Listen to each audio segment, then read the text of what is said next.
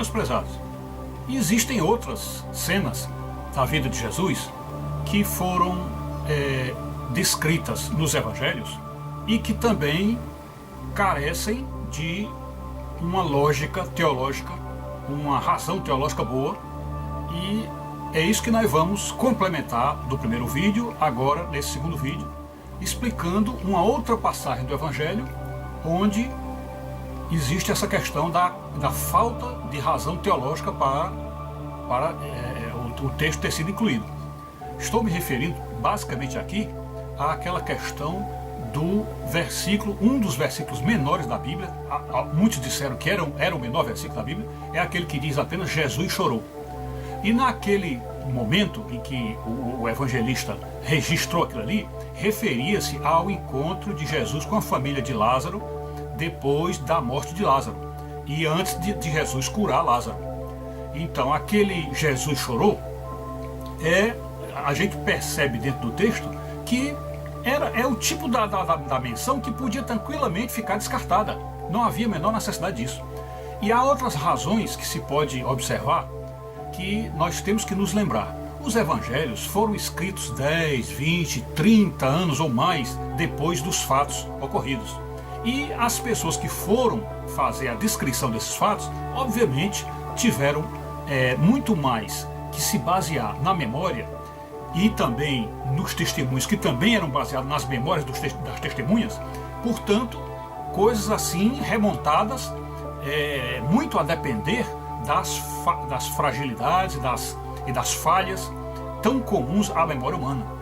A ciência mesmo já sabe que nossa memória é extremamente falha, e nós, de nossa vida pessoal, podemos comprovar como realmente nós confundimos as coisas que passaram, pensando que houve alguma coisa quando não houve, ou que dissemos uma coisa quando não dissemos, e vice-versa. E isso acontece em todo o tempo. Então, os evangelhos, tendo sido escritos anos e anos, décadas após os fatos, é de se esperar que alguma coisa tenha sido colocada nos evangelhos sem que de fato tenha sido evento histórico ocorrido de fato. Quer dizer, é alguma coisa que nós podemos admitir não ter ocorrido exatamente como foi descrito. E uma das ocasiões que nós podemos admitir que houve um problema em relação a isso, a questão da memória e do que ocorreu de fato, é essa questão de Jesus ter chorado ali na morte de Lázaro. Primeira coisa que a gente tem que se lembrar é que Jesus esperou 4 dias para que Lázaro ficasse naquele ponto onde nenhum judeu e nenhum dos seus opositores dissesse assim: mas ele podia não estar morto, porque para o judeu e os povos da época, até 3 dias de morto, a pessoa podia, vamos dizer, voltar à vida, o coração podia voltar a bater. Então nem todo mundo acreditava que alguém com 3 dias de morto estivesse realmente morto. Mas no 4º dia não, aí já era certeza da sociedade da época e da ciência da época, da precária ciência da época, de que a pessoa de fato já estaria morta. E Jesus esperou esses 4 dias e, portanto, se ele esperou e sabia antecipadamente, como sendo onisciente, ele conhece tudo, sabia que ia se encontrar com a família de Lázaro e que ia promover a cura de Lázaro e, portanto, a ressurreição de Lázaro, não havia muito sentido em ocorrer naquele momento um choro de Jesus, e não seria por causa deste choro que o povo ao derredor iria dizer assim, como Jesus o amava. Porque, evidentemente, muitas vezes você chora por alguém, não necessariamente por amar, mas por alguma emoção repentina, alguma coisa, uma introjeção pessoal, enfim, algo que não é bem em relação a isto. Não podemos, vamos dizer, provar que alguém ama outro só porque chorou a morte de alguém perto dessa pessoa. Ou mesmo porque tenha chorado a morte de um parente, coisa assim. Então isso não é prova de amor, que alguém tenha amado porque chorou. Mas digamos que os apóstolos, os discípulos, ou o escritor canônico que escreveu o Evangelho, tinha que deixar uma ideia da bondade de Jesus, do amor de Jesus, até porque vocês sabem que o Evangelho de João, quando ele foi escrito, havia muitas heresias na época, de seitas na época, que estavam tentando dizer que Jesus não era humano. Houve épocas em que as heresias diziam que Jesus era só homem, e houve épocas, que foi o caso da época do Evangelho de João, em que se dizia que Jesus não era homem, isto era só Deus, era espírito, era coisa muito mais elevada, não era simplesmente carne humana. Então, portanto, era necessário que João, ou quem escrevesse o Evangelho de João, batesse nessa tecla de que realmente Jesus é humano, Jesus é um de nós, tem um corpo humano igual ao nosso e, portanto, choraria, como a maioria de nós chora no enterro. Então, isso pode ter sido esse o motivo de João colocar Jesus chorou naquele episódio da cura, da ressurreição de Lázaro. Porém, o que devemos nos lembrar é que, além de Jesus já saber que ia ressuscitar ele e que a cura, a ressurreição, iria ser um sucesso e Lázaro ia voltar a viver com eles e eles iam voltar à cena alegre da família, além disso aí, há estranhas omissões ou algumas estranhas omissões em relação ao choro de Jesus e em relação a outras cenas.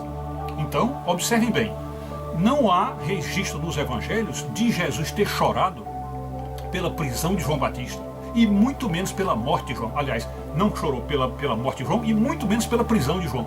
Não há nenhuma menção disso. E era muito conveniente, muito, vamos dizer assim, lógico e perfeitamente compreensível que Jesus chorasse nessa ocasião, porque João, além de ser primo dele, primo legítimo dele, era amicíssimo dele, o maior auxiliar dele na evangelização, o homem que preparou os caminhos dele para que Jesus entrasse e conseguisse angariar muito mais ovelhas. Enfim, João preparou tudo. João era, enfim, uma alma boníssima. O próprio Jesus disse que dos nascidos de mulher ninguém foi maior do que João. E mais do que isso, a grande utilidade de João na vida de Jesus e na obra de Jesus, evidentemente, qualquer um de nós, imagine, qualquer um de nós, você tem um grande auxiliar, que lhe ajudou em tudo, que lhe fez subir, que lhe fez crescer, que lhe deixou diante do povo. Aí essa pessoa morre, e principalmente morrer com uma morte horrível, como a de João, que foi degolado depois de uma dança de uma filha de uma rapariga lá que dançou, e pediu a cabeça de João, e então João foi degolado, vamos dizer assim, barbaramente, ou vamos dizer, impiedosamente. Então, por tudo isso, era bem compreensível que Jesus chorasse.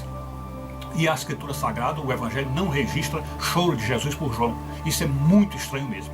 E outro choro também que não é registrado na Escritura Sagrada é algo que muito provavelmente ocorreu, o choro de Jesus pela morte de José, o seu pai adotivo. Porque tudo indica, tudo leva a crer, devido à omissão, ou seja, à não citação de José em outras passagens da Escritura, a não ser na infância de Jesus. Então, como José não é citado em momento algum na vida adulta de Jesus, como estando participando ali com ele, então a ideia que se tem, de um modo geral, dentro da igreja, dentro dos padres da igreja, dentro da história dos historiadores cristãos, é de que José teria morrido ainda em vida de Jesus. Antes de Jesus morrer, José teria morrido. Neste caso, os evangelhos não registram nem a morte de José e muito menos lágrimas de Jesus por José, o que seria algo perfeitamente viável, perfeitamente compreensível e lógico que a Escritura mencionasse isso. Portanto, a falta do choro com a morte de João Batista e a falta do choro com José são coisas assim bem mais inexplicáveis que não tenha sido relatado na Escritura. Então, portanto, isso é uma prova de que na ressurreição de Lázaro, o choro de Jesus foi uma adição posterior da memória do evangelista, ou seja, ele lembrou de que era necessário deixar Jesus como homem, mostrar Jesus como homem, então adicionou no texto Jesus chorou. E também em relação à morte de José e de João Batista, os apóstolos ou os autores canônicos acabaram se esquecendo desse detalhe de que Jesus teria chorado por seu pai adotivo e pelo seu grande amigo e primo João Batista. Portanto, aí, por um lado, uma omissão produto da falha de uma memória e, portanto, também a citação produto de uma falha de memória. Então é desta forma como nós encaramos e entendemos este episódio que prova, mais uma vez, a história de uma adição posterior dentro dos evangelhos. É isso.